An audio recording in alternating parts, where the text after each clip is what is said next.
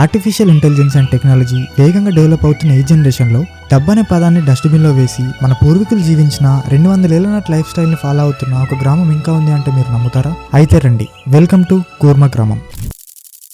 Make your life simple and chant Hare Krishna.